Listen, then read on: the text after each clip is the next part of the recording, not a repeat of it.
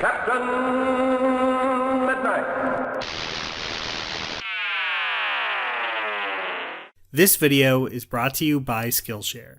So, the last video I released before the break was obviously about Spider-Man. And honestly, when I released it, I didn't expect to be covering him again so soon. But over the break, a lot of people messaged me about my old 2017 video, After Homecoming, where I very roughly guessed the plot of No Way Home. Now to be clear, I'm not saying I was dead on at all, but it was close enough that I had a lot of people reaching out to me about that video, as well as ones where I talk about how much I'd like to see the Green Goblin and Daredevil in the film. All that feedback made me think, you know what, why not start off 2022 with a few new Spidey pitches? After all, the end of No Way Home is so open-ended and full of possibilities that I think it really lends itself to that. So that's what I'm going to do this week. I'm not going to lay out long beat-by-beat stories, but instead just throw out a few possible directions I think the Spider-Man franchise could go in, based off what I'd like to see, as well as just what feels possible after the end of this trilogy. Definitely feel free to throw out any of your own ideas too. These are always the most fun videos to read the comments on because I know so many of you have really passionate pitches for where you'd like to see the character go. So definitely don't hesitate to weigh in. I'll just jump into mine, but be warned that there will be No Way Home spoilers if you somehow haven't seen it yet.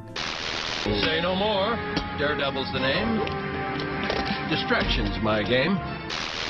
Option 1. The obligatory Daredevil pitch. I'm starting off with this one because I knew there was just no way I wasn't going to include something like it. After Matt Murdock's short appearance in No Way Home, of course I'm going to be asking for that next step, having Spider-Man and Daredevil working together as the basis of an entire movie. I think there's good reason to believe it would work well right now, too. Daredevil is a gritty street-level hero, one who has taken his share of beatings and exists in a rougher New York than the one we see in the Home trilogy. But where we left Spider-Man was in a much darker place as well, really having to fend for himself, with Peter having no one to confide in. Tom Holland has said that he views the last 3 films as one trilogy, and if he comes back, I think using Daredevil could establish a very different, more conflicted and grounded tone from that trilogy, with what I'm guessing would be a new director on board as well. And of course, if we're going to bring aboard Matt Murdock, I think it only makes sense to include Wilson Fisk. The character was back on Hawkeye, and I think Vincent D'Onofrio is on record as wanting to play him again, even after the events of that show, which I think would be easy to write around. The Kingpin is a character that originated in the pages of Amazing Spider-Man, before going on to be fleshed out and made one of Marvel's best villains in Daredevil's title. He's the bad guy that belongs to both of them.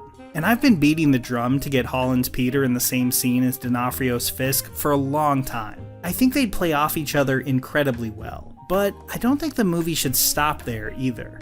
While the Kingpin definitely can be a physical threat, I think the movie will need someone who can provide even more than that. Someone that Fisk can use as his attack dog. And that's a role that the Scorpion has always fit into well. The MCU had a great actor as Matt Gargan just sitting there. Michael Mando, who stole the show in Far Cry 3 and has proven himself as a reliable and intense actor on Better Call Saul. I think now would be the time to let Mando go full Scorpion and make him a really powerful threat to the heroes. Now, a movie with Daredevil and Spider-Man going up against 2 villains might seem like a step down in terms of scope from No Way Home, but honestly, I think that's what this next film requires. Trying to follow that movie up with even more villains and more spider people just doesn't seem smart to me. No Way Home had a pretty somber ending, and I think a more grounded street-level film would follow that up well. Now, would this movie follow up on the Venom end credits scene? Not really, but I think having 2 great actors as the villains, as well as Daredevil and Spider-Man finally sharing the big screen, is more than enough to build a great film around. Option 2. Cat and Mouse. Speaking of the end of No Way Home, for this next pitch, I really want to key into where Peter is emotionally. His friends, his girlfriend, the Avengers, they've all forgotten that Peter Parker exists. He's even lost Aunt May. Never has the MCU Spider-Man been more alone or isolated, but he's basically just lost his identity as Peter Parker, not Spider-Man. And if there's one classic character who's always cared far more about Spidey than Peter himself, it's the Black Cat. It's kind of crazy that this many Spider-Man movies in, we've still never seen her on the big screen, unless you count a small Felicia Hardy appearance in Amazing Spider-Man 2. I think now could be a great time to introduce her, just when Peter is trying to figure out how he fits back into the world now that his life is basically a blank slate. Black Cat could be that voice telling him that he shouldn't bother rebuilding the life of Peter Parker at all, that the Spider-Man identity is all he needs. It's more fun, faster, more exciting. Who needs Peter Parker? This is a part of Black Cat's personality that I've always found interesting, the idea that she loves Spider-Man, and that Peter is the one standing in the way of that. But with that Parker identity erased, it potentially adds an entirely new dimension to that relationship, something that feels worth exploring here.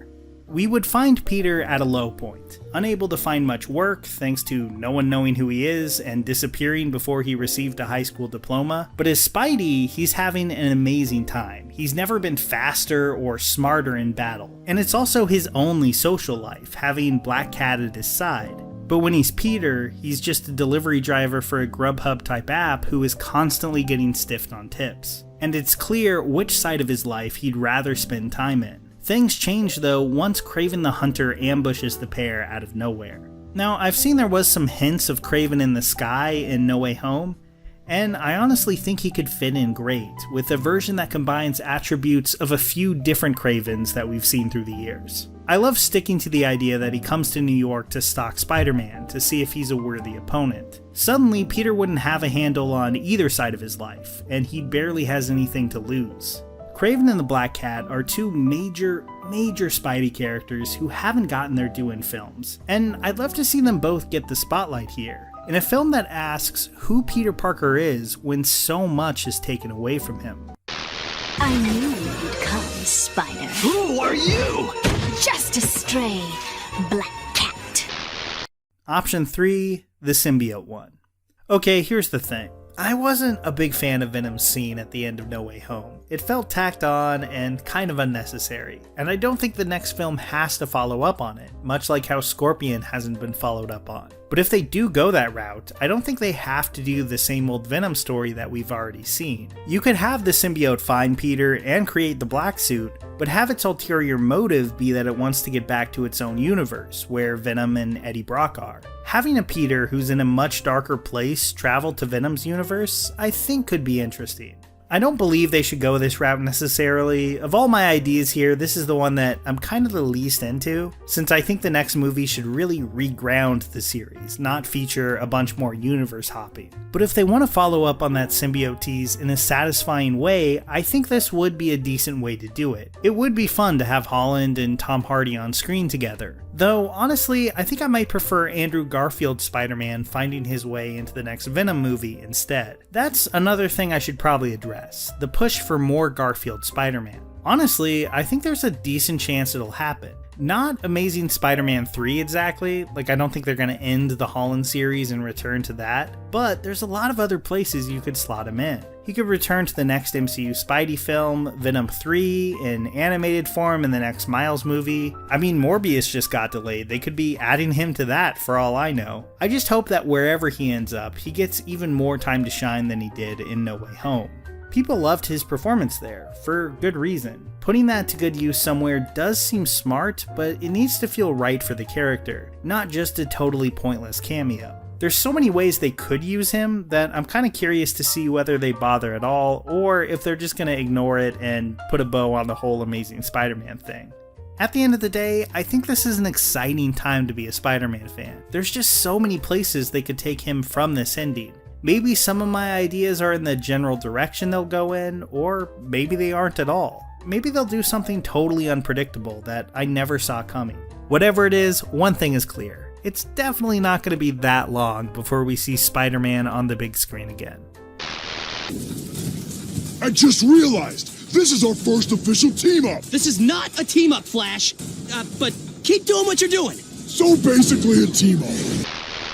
I've been sent so many messages and seen so many tweets about No Way Home. People clearly had a lot of thoughts on this movie, and Spider-Man in general, and really wish they had a platform to share them. If that's you, I want to recommend Marquez Brownlee's class, YouTube Success, Script, Shoot, and Edit on Skillshare. Brownlee is the perfect YouTube mentor. He started with a simple camera in his bedroom, and so can you. His class really hones in on using the tools that you already have, like that smartphone camera, and building out a channel from there. I've spent a ton of time on Skillshare through the years, and it's been pretty amazing to watch their catalog just grow and grow. So whether you're trying to make YouTube videos, get help with your habits and productivity, direct a film of your own, or just about anything in between, they'll have what you need. Skillshare is curated for learning, so you won't see any ads. And it does it all while fitting into your schedule. Plus, the first 1,000 of my subscribers to click the link in the description box will get a 1-month free trial of Skillshare. So go to that link in the description below and start learning today. Here's a special tip for the fellas and girls who have not already joined Captain Midnight's new 1940 Flight Patrol. You'd better hurry up and join at once because there's a big adventure ahead. The thing to do now is to get started because we're going to have not only barrels of fun, but loads of free gifts and prizes too.